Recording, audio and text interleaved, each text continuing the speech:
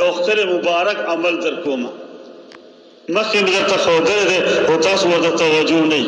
پیغمبري عمل درته ښیم زمان نه دی بلکې زما د پیغمبر فرمان دی دې ته پوره وخت کېږدئ او چې ځان پوه کړئ بیا په عمل کې راولئ ما درته ښودلي ده مخکې خو دومره تفصیل سره مې درته نه ښودلی نن دغه خصوصیت سره دا دعا مې راواغېستله باندې زه به دا ټولو ته دا ښیم او دا کور کې مو ښوئ زنانو ته وښوئ خویندو میندو ته وښوئ لوریانو ته وښوئ زامنو ته وښوئ इंशाअल्लाह दुनिया में घर अमन का गहवारा और जन्नत का नमूना बन जाएगा। दुआ बरकत दे जो पारा आलिमानो मुहद्दिसीनो मशाइखो औलियाओ अहलुल्लाह अगर तजरबा दादा चिदा दुआ मुश्किलात होके परेशाना होके औलाद इताअत न कई मशरा शफकत न कई कोर जहन्नम कदा आतिश कदा जोड़ दे जगड़ और फसादा दी पता से आलम के दगा दुआ वाय बंद दरवाजे खुलावेगी और हमारे पसंद गर्द तवलारी पलार के अब हम तातला जोड़ के इंशाअल्लाह हम बटोल पर अमल कर सही रखोगे कि मैंने कहो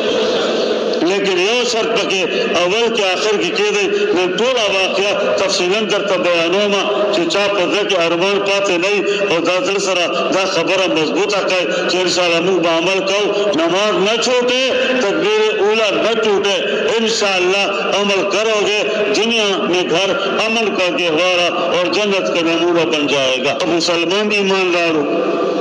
अबू सलमान په حوالو کې لسو کسانو کې اولنی چې ایمان راوړی دی راغی ابو سلمہ دی خدیجه بیبی رضی الله تعالی عنها پس چې چا ایمان راوړی دی او دویم نمبر کې هغه ابو سلمہ دا اولنی مسلمانان دي چې دا ایمان راوړو او قریش وران شول کافران غضبناک شول قبایل په اشتعال کې راغلل او دوی تنګول په دوی ظلمونه کول په دوی واټ کول هغه بیعت کولو مشکلات ورته ډیرو آخر پیغمبر صلی الله علیه وسلم پېښو چې لږ کسان دي او ډېر دا کافران تنګای پیغمبر ورته وایي تاسو هجرت وکړئ حبشې ته صحابه کرام حبشې ته لاړل ام سلمه روانه شوه ابو سلمه روان شو هلته حبش ته حبشي بادشاه ته لاړل هلته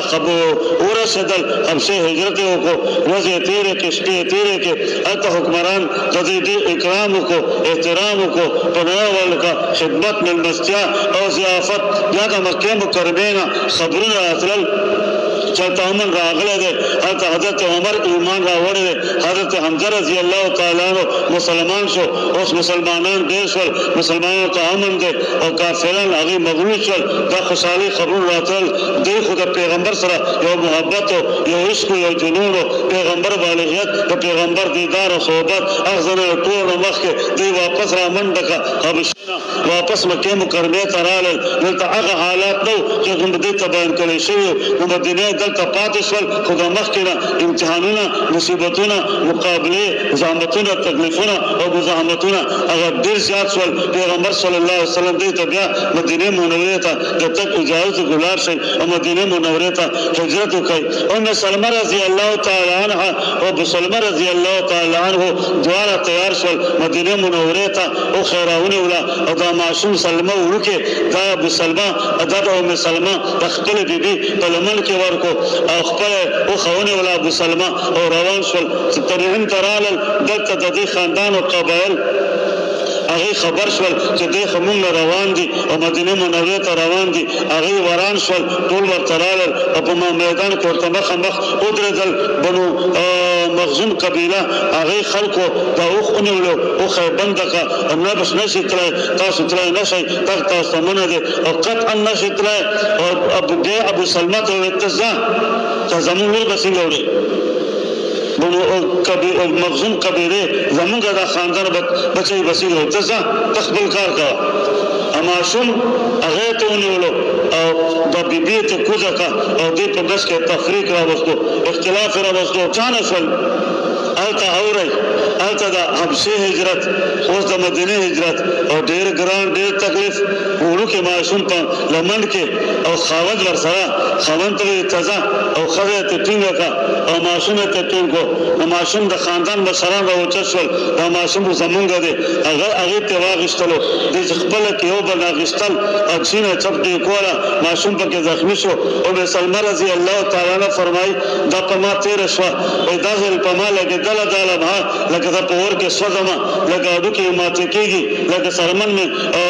او کوزېږي لکه غوښې مې کټ کېږي بدن مې داسې په بد حال کې تکلیف کې او به هر حال عبدالاسد قبیله راغله هغې ما نه ماشوم واخیستلو او دا نورو زه راټینګه کړم ناقابل برداشت یو صورت و زه به روزانه راووتم هغه ځای ته چې کوم ځای کې دا معامله شوې وه ما نه ماشوم اوچت کړی او زه یې پرېښودلی وم او ما نه خاوند اخوا مدینې منورې ته لېږلی و ابتح مقام ټول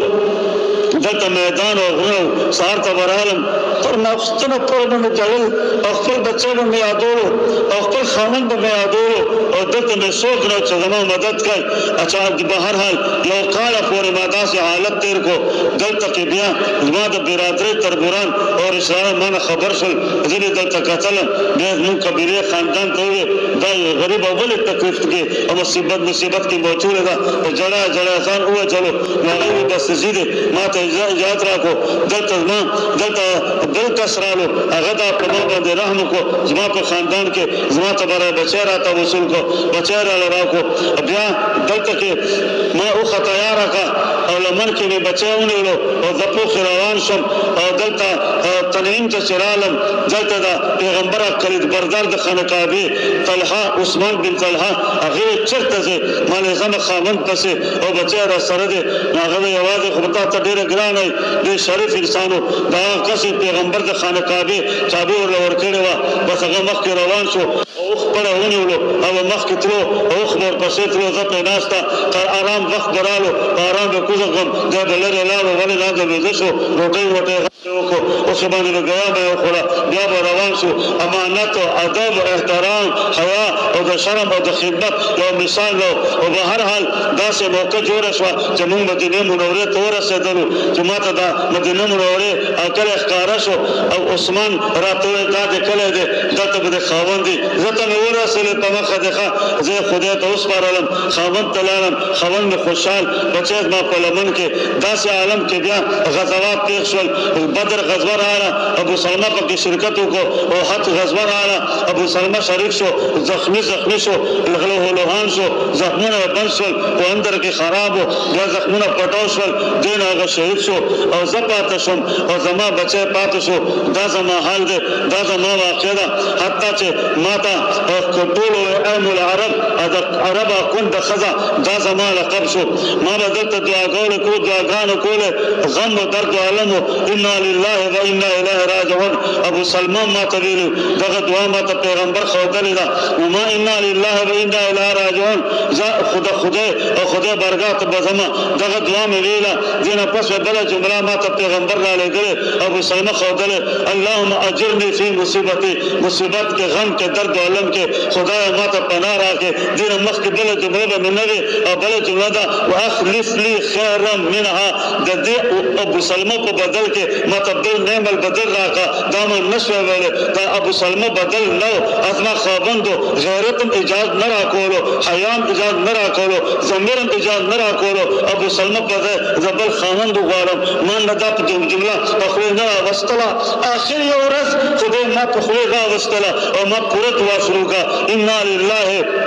وإنا إليه راجعون اللهم أجرني في مصيبتي خدای مصیبت کې ما ته خپله پناه راکړه واخلف لي خیرا منها او دا چې کوم ما ته نقصان رسېدلی دی ځینې بهتر افضل اعلی اکرم اشرف نعمت راکړه هر لحاظ سره بهتر مطلب مې دا رزق حلال عزت و کمال اولاد پرورش اولاد نگهداشت اولاد تعلیم و تربیت د کلمې ژوند د کلمې مرګ او دین علاوه رزق حلال او چا محتاجونه مې وساتې خپل کور او خپل کار دا خو ما په عوام کې نه وه چې ابو سلمه په بدل کې ما ته بل نعمت راکړه، ما کله وهم نه وکړی او ګمان نه وکړی. یا ابو بکر صدیق ما چې دا دعا شروع کړه څه وخت تېر شو، ابو بکر صدیق رضی الله تعالی عنہ ما ته پیغام راکړو چې دا کونډه ده، خاندان دې نشته، دلته قبیله نشته او ډېره قرباني کړې ده، د دې مدد خدمت او نصرت او دا سنبھالول پکار دي. ابو بکر صدیق د نکاح دعوت راکړو، ما انکار وکړو. دې نه پس سموده پس عمر فاروق زړه ته راغله چې دا کونډه ده،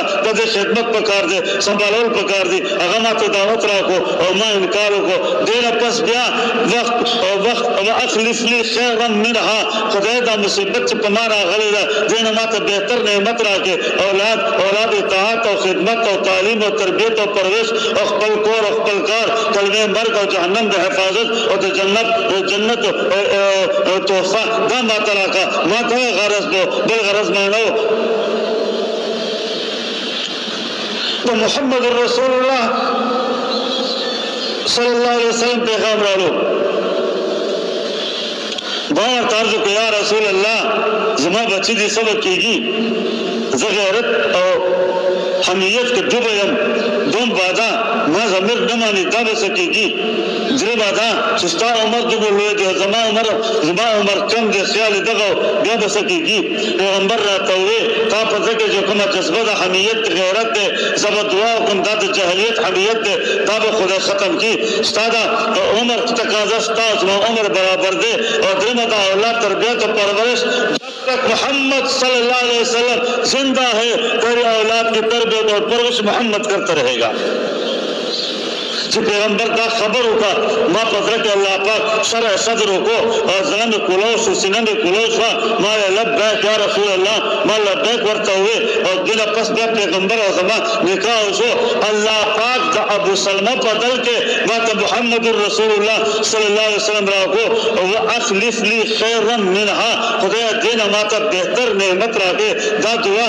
دعا ده، متدابله دعا ده، اکابر علماء اولیاء په عمل کې راغلي دعا ده، صحابه کرامو په عمل کې راغلي دعا ده. پیغمبر ابو سلمه ته ښودلې، هغه ام سلمه ته راولې، دا تکویناً ابو سلمه ام سلمه ته راغلی ده. هغه بدل کې الله پاک د دې لمن ته پیغمبر راوستلو، د دې کور ته پیغمبر راوستلو. نن هم دا دعا مؤثر ده. موجوده حالات ډېر نازک حالات دي، ملک تباه دي، قوم ملت تباه دي، انسانیت تباه دي، اقتدار نشته، حکومت نشته، وزارتونه نشته، کابینه نشته، پارلیمنت نشته،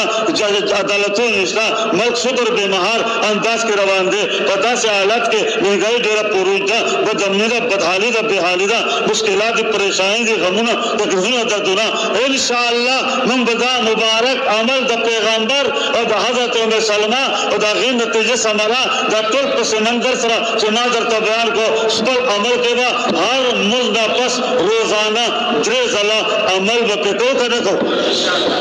ما ته شیخ الحدیث حضرت مولانا عبدالحق صاحب د دې عمل اجازت کړو او په پس منظر باندې نام خبر بار مې ورپسې ولګېدم، ټول کتابونه مې ولیدل، ټولو کتابونو خلاصه مې درته بیان کړه. پیغمبري فرمان او دغه تحفه د پیغمبر طرف نه قبوله کوي، د ابو سلمه طرف نه قبوله کوي، ابو سلمه طرف نه قبوله کوي. شیخ الحدیث حضرت مولانا عبدالحق صاحب رحمه الله نه موږ غوږ کېښودلی دا دعا به هغه په خپل عمل کې جاري ساتله، هغه طرف نه قبوله کوي او د مرکز علم جامع حقانی طرف نه قبوله کوي. عمل به کوو که به نه کوو؟